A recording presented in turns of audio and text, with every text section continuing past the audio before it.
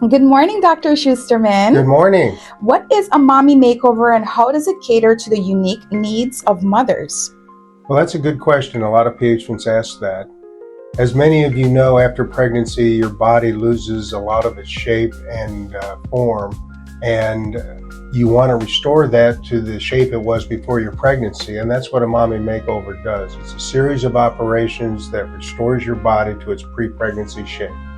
The biggest misconception they have is that it's just a small operation that takes a few nips and tucks and then they can go home. It's actually a pretty significant operation. It takes some time to recover from. And speaking of recovery, what is the recovery process like and what can patients do to heal faster? Most often included in a mommy makeover is a tummy tuck because your stomach gets stretched out from the pregnancy and we need to remove that excess skin and retighten the muscles. For that reason, it requires a good 2 weeks of downtime and 6 weeks of recovery, similar to what you would do if you had a C-section. Okay, can you explain the difference between what someone would go through between a lipo 360 versus a tummy tuck? Well, lipo 360 is liposuction of the back and the flanks and the abdomen all the way around. And it works really well in many patients, but if you've had a pregnancy, oftentimes the skin is so stretched out that if you just do a lipo 360, you're left with a lot of loose skin. And the only way to get rid of that is with the tummy tuck. Fantastic. And how soon after childbirth is it safe to undergo a mommy makeover? Usually we like to wait at least 3 months. It depends on whether you're breastfeeding and we need to do breast surgery. We need to wait at least 3 months after you finish breastfeeding before we can do any kind of breast surgery.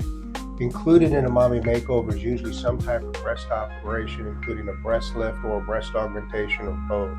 And we can't do that while you're breastfeeding. And just a follow-up question, what if someone had a single birth versus twins?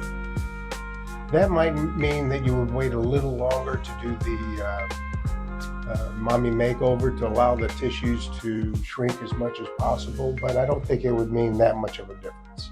If a patient has changes to their body after a pregnancy, such as droopiness or deflation of the breasts after breastfeeding and the stretching out of their stomach with a lot of loose skin and heaviness in their flanks and back, they're good candidates for a mommy. Fantastic. And just a bonus question. Drains are often a point of discussion in surgery. Your use of drains, do you use one or two? Also, can you share why you prefer your approach and how it impacts recovery? I use 2 drains because we do a lot of liposuction around the tummy tuck, and when we lift the skin off the muscle to stretch it down during a tummy tuck, it leaves some space between the tissue and the muscle. And we need to suck that back down to get it to stick.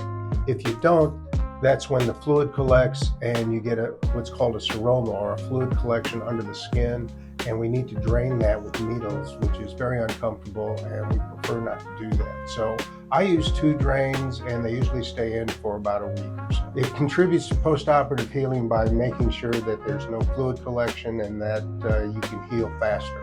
Wonderful. Thank you so much, Dr. Schusterman. You're welcome.